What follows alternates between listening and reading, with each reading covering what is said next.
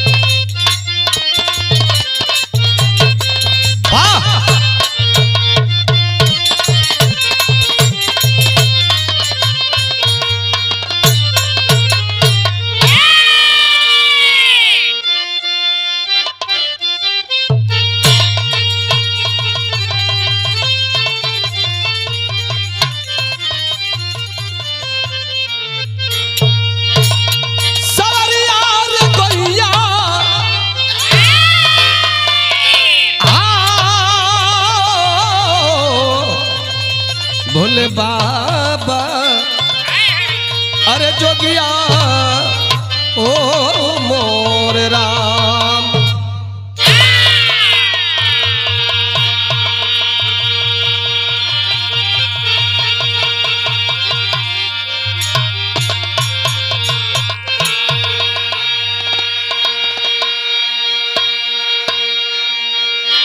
अच्छा भैया लोग, हम बिरहा गायक राम कौल यादव एवं साथियन के ओर से आप सब बिरहा सुनने वाला हर भैया बाबू लोगन के बहुत बहुत प्रणाम। ये आप सबके बीच में एक ठे बिरहा हम गावे जाते, ये बिरहा नहीं बा, ये दर्द बा। ट्रेनी डॉक्टर की गैंगरेप में मौत, कलकत्ता कांड, ये बिरहा आप सबके बीच में के म्यूजिक चैनल के ओर से जाई। बिरहा को अंत तक सुनिएगा और चैनल को सब्सक्राइब लाइक कमेंट जरूर करिएगा। और मौत हुई जिस डॉक्टर, उस बेटी को श्रद्धा सुमन अर्पित जरूर करिएगा। और भगवान से निवेदन भी करिएगा, आप हम सब मिलकर करेंगे कि परिवार के लोगों की वह क्षमता बने कि दुख को सहन करे। कैसन कैसन लोग आज के धरती पर हो गए हो भैया। पूजनीय हमारे कवि जी डॉक्टर श्यामलाल कवि जी ने अपने कलम के माध्यम से लिख करके सजाया है इस बिरहा को। भूमिका में भाव लगत हो।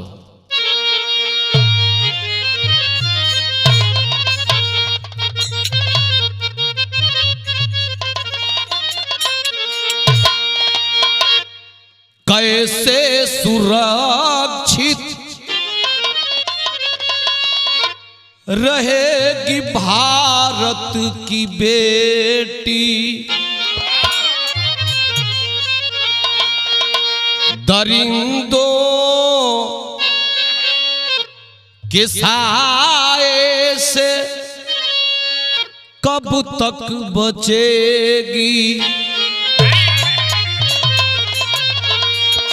जुर्म पे जुर्म होता रहा है जमी पे, शर्म से झुक कर रहा हो पर कब तक चलेगी। हैवान हैवानियत का अंजाम देकर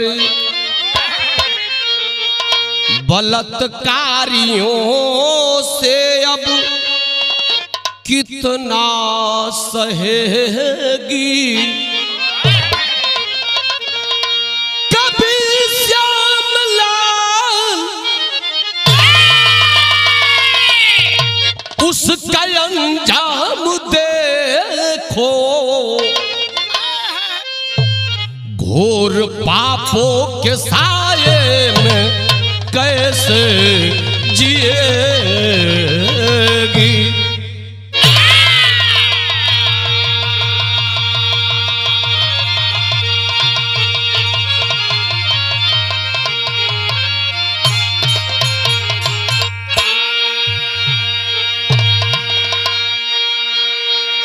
हिंदुस्तान का नारा है बेटी पढ़ाओ बेटी बचाओ।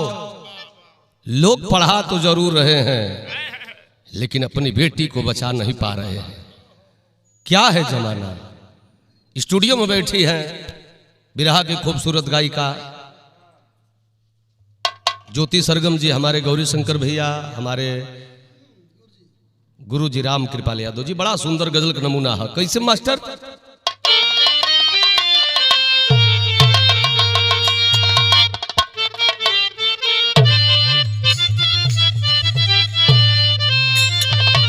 अरे ये तेरी मुहब्बत ये मेरी जवानी, खुदा की कसम बस तुम्हारे लिए है।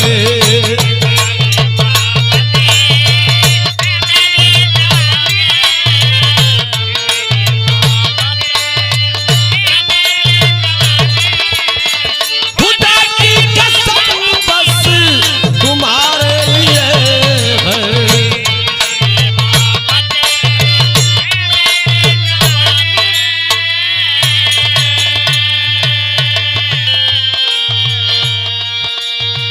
ये तेरी मुहब्बत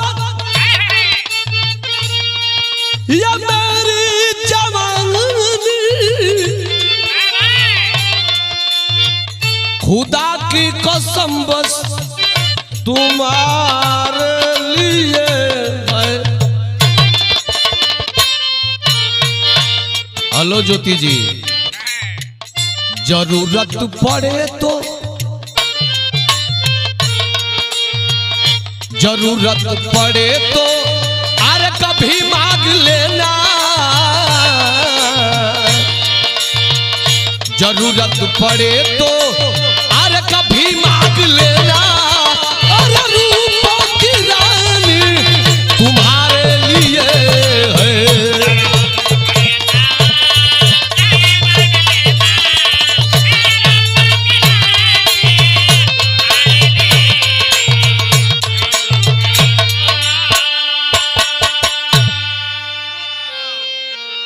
लेकिन विरह में बड़ा सुंदर भाव कवि जी लिखले बनी मास्टर।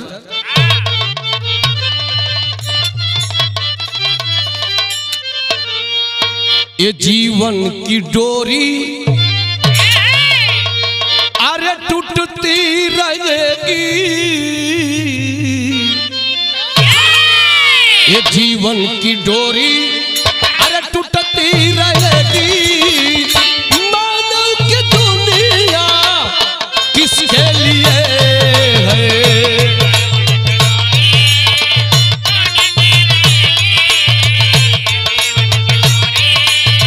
टूटती रहेगी और मानव की दुनिया किसके लिए है?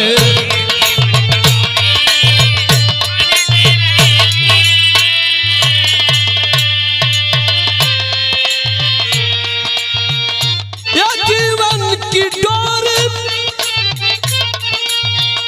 टूटती रहेगी।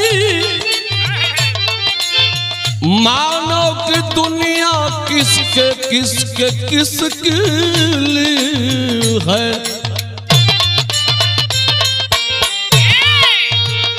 आंखों में आंसू आंखों में आंसू आंचल में पानी, आंखों में आंसू आंचल में पानी। और जीवन की धारा किसके लिए है?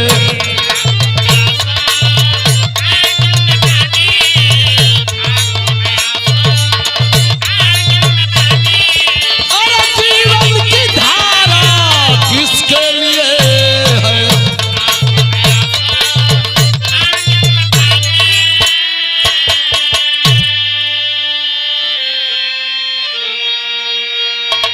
लोग कहते हैं कि अबला हाय तेरी यही कहानी, और आंचल में दूध और आंखों में पानी। हमेशा से अत्याचार होता आ रहा है नारियों के ऊपर। बिरहा का शुरुआत हो गई मास्टर, नजम कलाई लगल।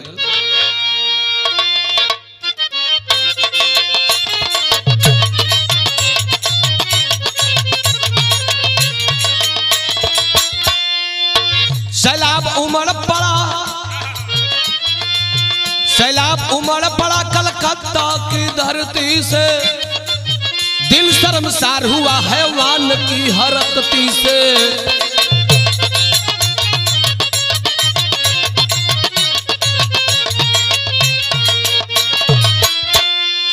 लाल बाजार अर्जी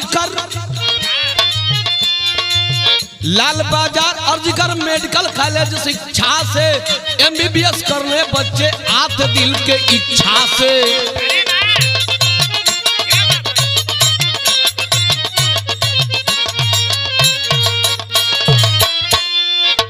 कॉलेज में भोली भाली बच्चियां पढ़ने आती है, सपना साकार करने जीवन को बनाती है।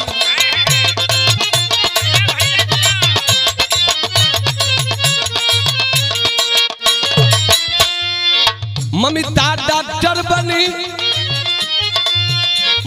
डॉक्टर बनी सेकेंड गार्ड कहाने में, मगर हैवानियत कैसी कलयुग जमाने में। वाह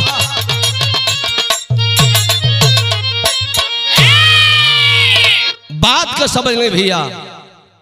कलकत्ता के अंतर्गत लाल बाजार, और लाल बाजार में ही एक हॉस्पिटल है, जिस हॉस्पिटल का नाम आरजीकर मेडिकल कॉलेज, जो एक बहुत बड़ा हॉस्पिटल है, जिसमें दवा भी होती है और पढ़ाई भी होती है। MBBS की पढ़ाई भी बच्चे करते हैं। उसी विद्यालय में, उसी कॉलेज में, उसी हॉस्पिटल में एक लड़की अपनी पढ़ाई को पूरी करती है, जिस बेटी का नाम मोमिता। तमाम बात छुपाई भी गई है YouTube Facebook चैनल पर, मीडिया में भी उस लड़की के पिता का नाम, माता का नाम, बेटी का भी नाम छुपाया जा रहा है, चूंकि लोग ट्रेनी डॉक्टर के नाम से कह रहे हैं, ट्रेनी डॉक्टर। वो लड़की शिक्षा ले रही है और शिक्षा लेने के बाद उस हॉस्पिटल की एक बड़ी खूबसूरत वह डॉक्टर भी बनी। जमाने के नई धुन रे मास्टर, कमन धुन बा।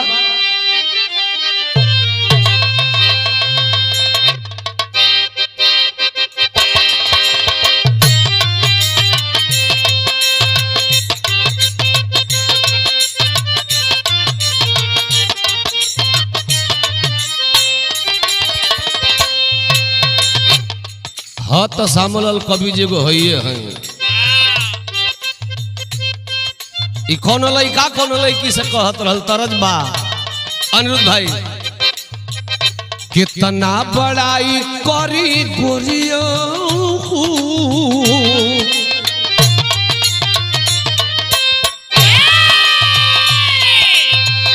कितना बड़ाई करी गोरिया हो, अजोरिया पे जान लो अगली,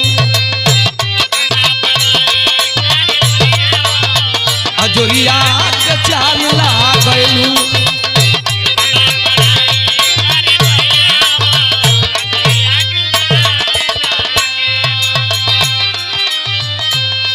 उसी हॉस्पिटल में संजय राय नाम का एक आदमी है। कहीं कहीं खबर मिला था कि वो पुलिस का आदमी है, पुलिस है। केहू कहता कि उसी हॉस्पिटल में नौकरी करने वाला है। उसकी नजर पड़ी है ट्रेनी डॉक्टर पर। हुआ क्या, संजय राय को पड़ल बानो जोरिया हो,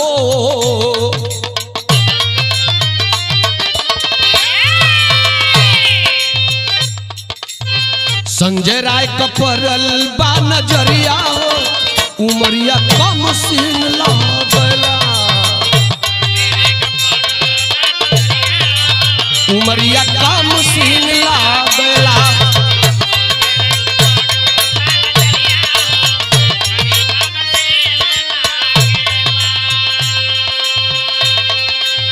देखा है बड़ी खूबसूरत है लड़की, इसकी बड़ी चर्चा है हॉस्पिटल में। लोग बतियावे रहली अच्छी डॉक्टर, लोग करेला बड़ाई।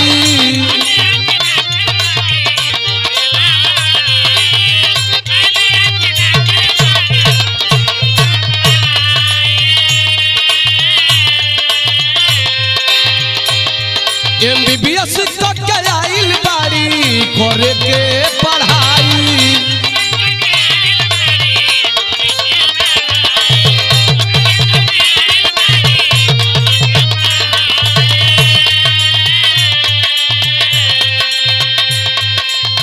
गईली सेमिनार के भीतरिया हो,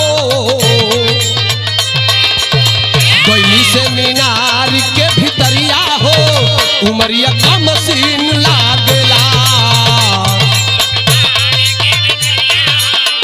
जिया।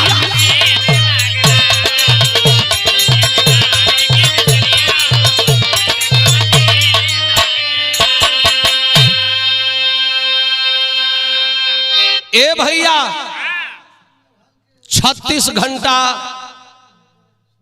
ड्यूटी करने के बाद वह ट्रेनी डॉक्टर उसी हॉस्पिटल में सेमिनार हॉल है, उसी हॉल में भोजन भी मिलता है, उसी में लोग सोते भी हैं। आराम करने के लिए वह डॉक्टर जाती है सेमिनार हॉल में, तो भइल का मास्टर तरजिया तो बदल गई हो।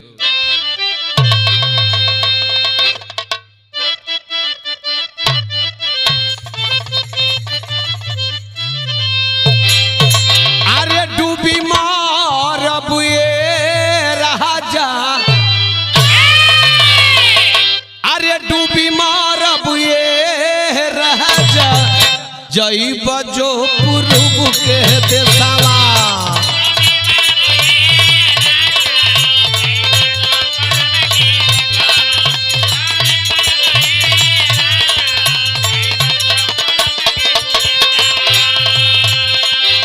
ये हमारा अमर भाई कमल का कहले रही। अरे वही पूर्व देशवा में बसे बंगलिनिया,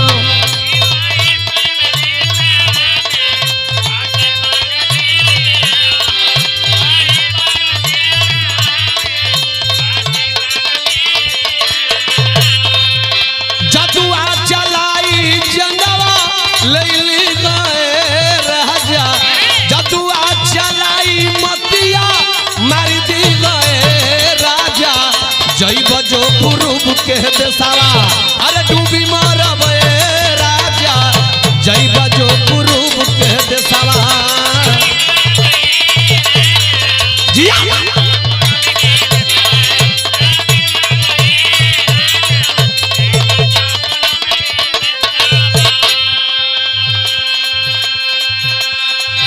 बिरहा सुने वाला भैया लो तारा धुन छड़िक आनंद होला, लेकिन बिरहा से ध्यान न हटाइएगा। आज वो लड़की आराम करने के लिए 31 वर्षीय ट्रेनी डॉक्टर अपने हाल में गई है। भइल का बाबू जान नहीं पवली वही, जान नहीं पवली वही विधि के विधानवा के।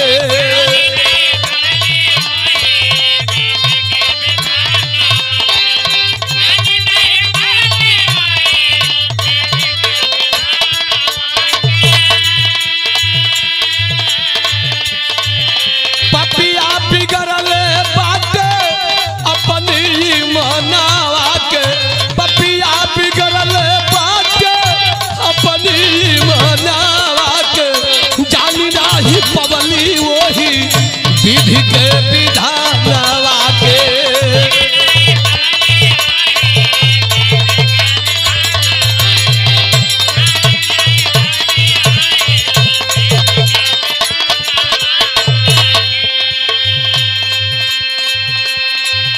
हाल में जा करके लड़की आराम करना चाहती है, लेकिन भइल का बाबू गईली आराम करे सेमिनार हालावा हो।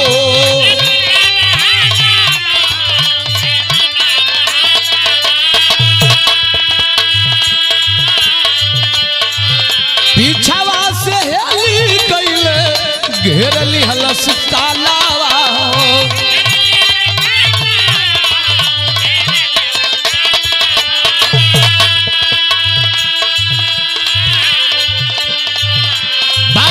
सुरक्षित बात बनिना सुरक्षित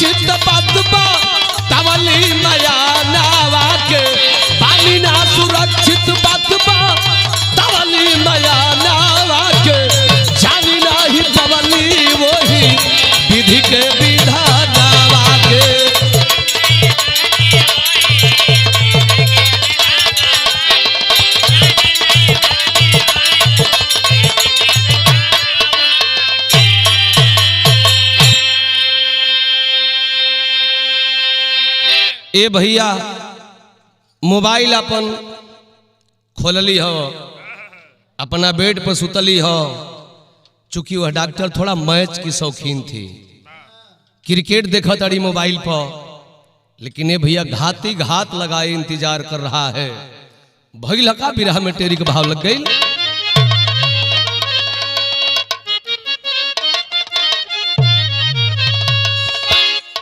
कहानी उल्टा मोड़ ले लिया, जिगर को नोच लिया, रग रग में भरी जवानी।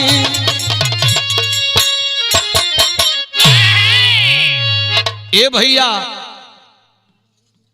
उस सेमिनार के अंदर उसी हॉस्पिटल का आदमी संजय राय पहुंचता है, करता है क्या विदेशिया का भाव बा।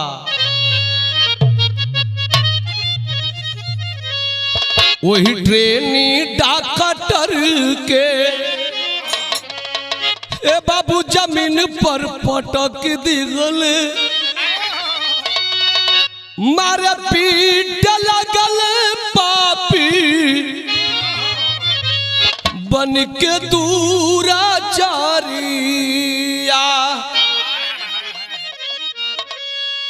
झाका झुमर में धसल आँख में चश्माओ, गंगरे पकड़ लगल करली गोहरिया। गर्दन का हड्डी वही दबावला से टूट गईले, गतरे गतरे काट लगल ओही अबला कह गतरिया। प्राइवेट पार्टवा से खून बाबू बहत बाट, भैली लौलुहन वही फर्श पर कुमरिया। ए बाबू जा करके वह संजय राय जबरदस्ती करता है। चूंकि संजय राय जिम करने वाला आदमी है, शरीर उसकी बॉडी लोहा के जैसी है, प्रयास करना चाहती है पहले बचने के लिए ट्रेनिंग डॉक्टर, लेकिन उसका गर्दन पर चोट मारा, गर्दन की हड्डी टूट गई, बेहोशी हालत में है, आबरू को लूट लिया। रो रही है लड़की। तर्ज बदल था मास्टर।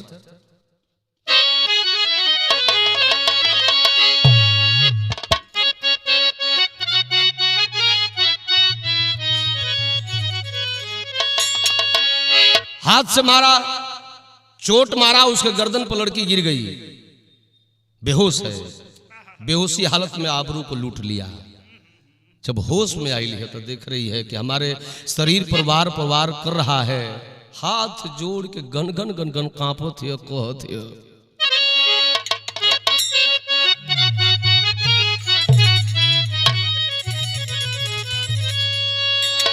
अरे चिखता पुकारता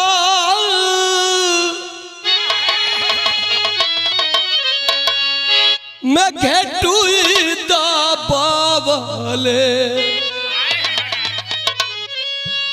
चिखता पुकारा ता मैं घेटुई दबावले।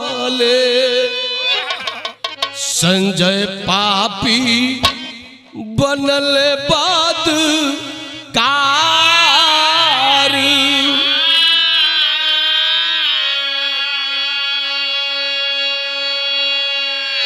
हथवा जुड़ले भी कहतिया इज्जत उतरला भैया काहे मरबा जानवा। तबल अचके में स्वर्ग गई सीधार,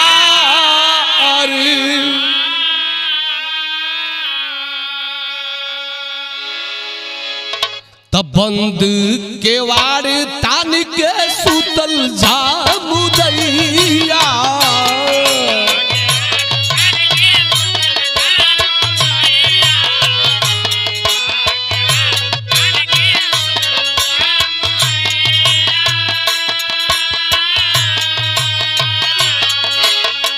बंद केवाड़ तान के सुतल जामुदैया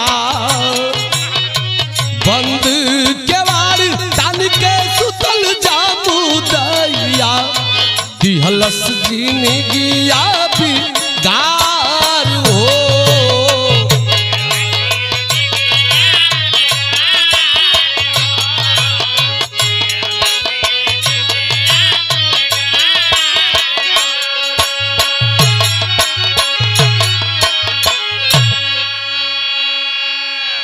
ए बाबू जो अटेनी डॉक्टर मर गई आराम से जाकर के यह संजय राय सो गया। सबेर भइल हो ट्रेनी डॉक्टर हॉस्पिटल में नाही गइल बड़ी लोग इंतजार करता डॉक्टर साहब कब आई हो कब हमारा मरीज के देखी हो तो तनिकी सोरठी का भाव लगत बाबू।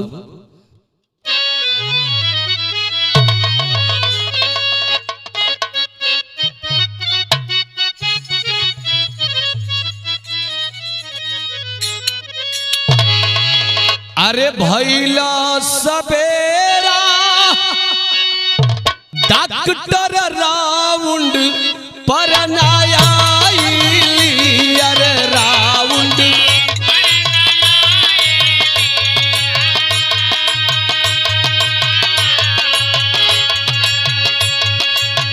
अरे भैला सबेरा डॉक्टर राउंड पर नया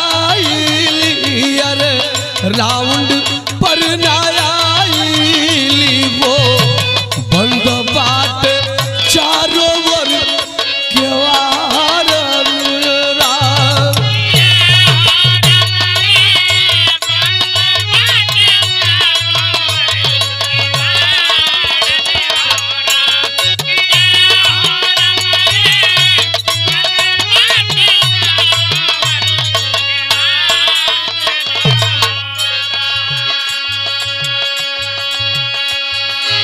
लोग फोन पर फोन करता हॉस्पिटल के लोग फोन बंद है लोग उनकरा दरवाजा के लगे सेमिनार हॉल में गई हो बाहर से ताला बंद करके भागा है वो शासन और प्रशासन या हॉस्पिटल के लोग सारे लोग करते हैं क्या तोड़ले दरवाजा खून से लाता पतला सियायर लत पथलसिया हो हॉस्पिटल में मचल कारण राम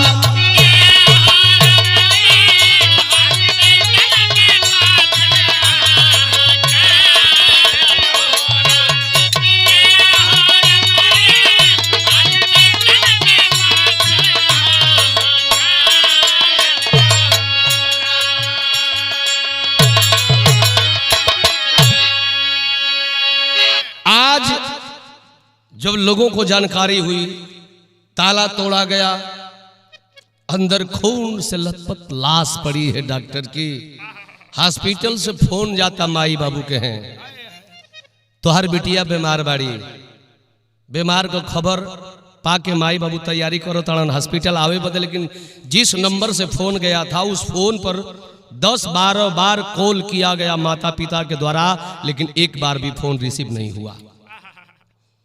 माई बाबू हॉस्पिटल में इलो हो 3 घंटा के बाद बेटी के लाश से मुलाकात भइल लाश पुलिस के हाथ लगी बिरहा का आखिरी तर्जबा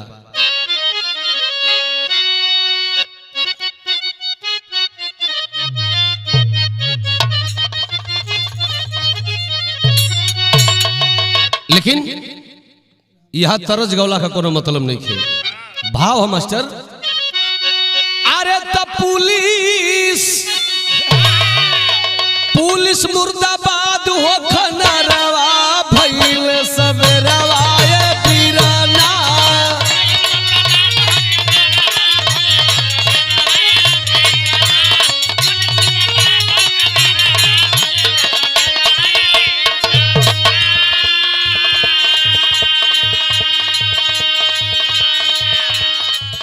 अरे दिल्ली कलकत्ता बम्बे हो गईले हाला।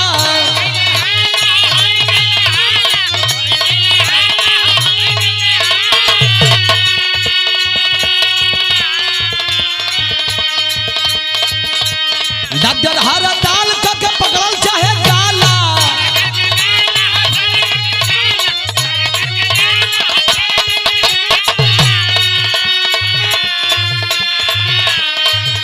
अरे माई बाबू बहावे देखनी रवा भइले सब रवाय पीरना।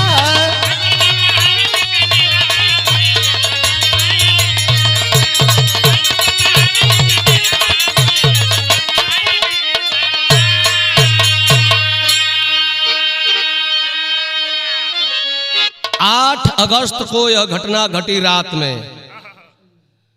और छात्र छात्राएं डॉक्टराइन अनशन पर लोग बैठ गए। हॉस्पिटल भी कई दिन बंद रहा। लाश पोस्टमार्टम के लिए भेजी गई है।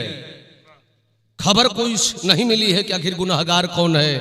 14-15 अगस्त को देश खुशी मनाने वाला है, लेकिन वहां हॉस्पिटल पर उपद्रव कर रहे हैं। सबूत मिटाने की कोशिश हो रही है, लेकिन तब तक पोस्टमार्टम का रिपोर्ट आया सामने। अल्लाह का भाव लगत है।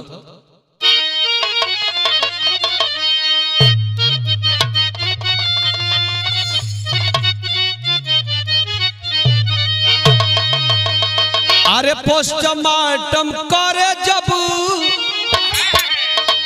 लाश जल गईली बाबू।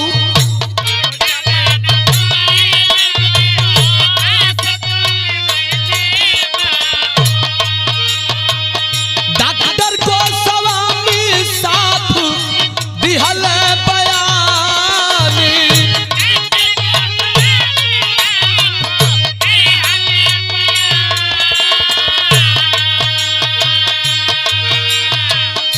गंगरे पका के छाती ग्रस्त बसरिया बाबू।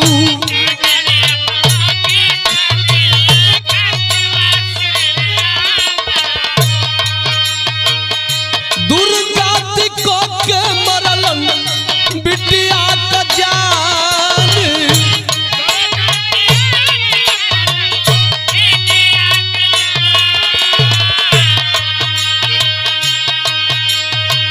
मीडिया हड़ताली मांगे पोस्टमार्टम खपिया बाबू।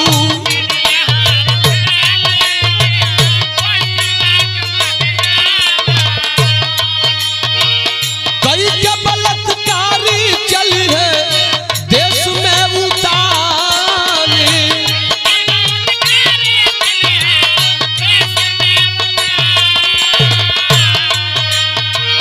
कोलकाता से दिल्ली सारा कार हिल गई बाबू।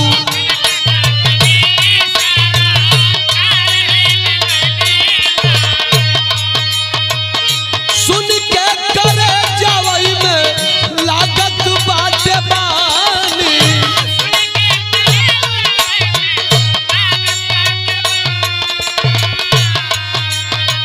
संजय अपराधी पुलिस हाथ लाग गई बाबू।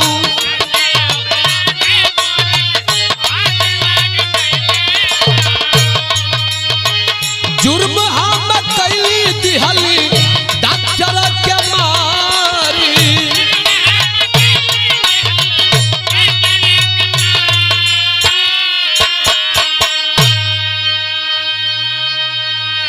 ए भैया, जैसे घटना दिल्ली में कई वर्षों पहले घटी थी, सेम टू सेम वैसे ही घटना कलकत्ता में घटी है। पोस्टमार्टम रिपोर्ट में आया, साफ साफ लिखे हैं डॉक्टर गोस्वामी जी कि इस लड़की के साथ रेप नहीं, गैंग रेप हुआ है। इसलिए ये कॉपी है, आप लोग पढ़ लीजिए। छानबीन में लोग पढ़े हैं कि आखिर एक तो संजय मिला, संजय राय पकड़ा गया इसलिए कि अपना ब्लूटूथ वही छोड़ के भागा था, जिसके सहारे संजय पकड़ा गया, जेल में है। लेकिन अभी इसमें और भी लोग हैं जिनका पता नहीं लग पा रहा है। तो हमारे देश की जनता की ओर से, सरकार से, चाहे प्रदेश की सरकार हो या देश की सरकार हो, सरकार से एक निवेदन है कि सर एक काम करना होगा, तभी इस धरती से ऐसा जुर्म करना जुर्मी छोड़ देंगे। भाव हो खड़ी में।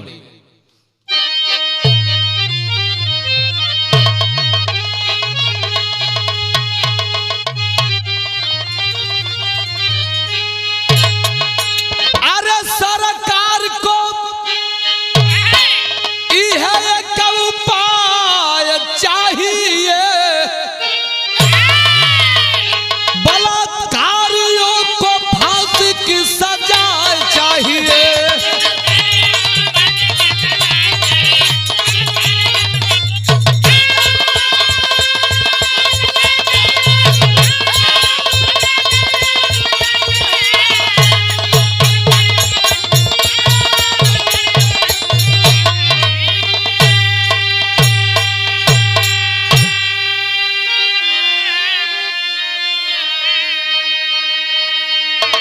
भैया हो, आज जौन माई बाबू अपना दिल में तमन्ना लेके अपना बिटिया के पढ़ा लिखा के गरीबी में नून रोटी खा के अपना बेटी के डॉक्टर बनौले हुआ, आज माई के छाती फाटना हो बिटिया बदे भाव हो बाबू। अरे रोवत बाटे माई बिटिया कहाँ छोड़ गईलू, आया धजल में छोड़लू नहीं सपना पुरैलू।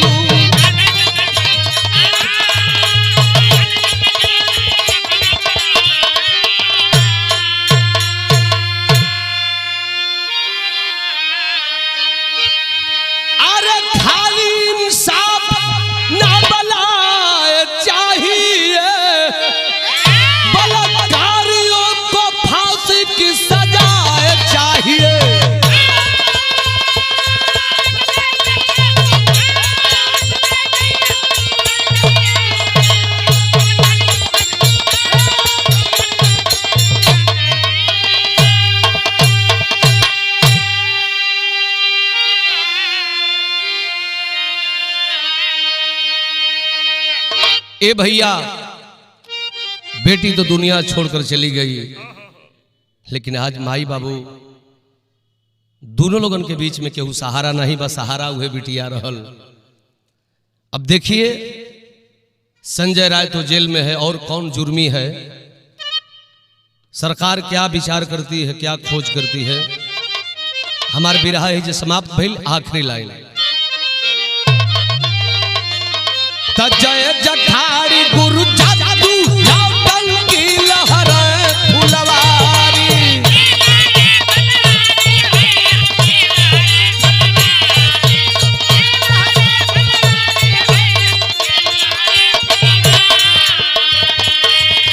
अरे गंगा सागर सुबास मितवा रामनाथ की तैयारी,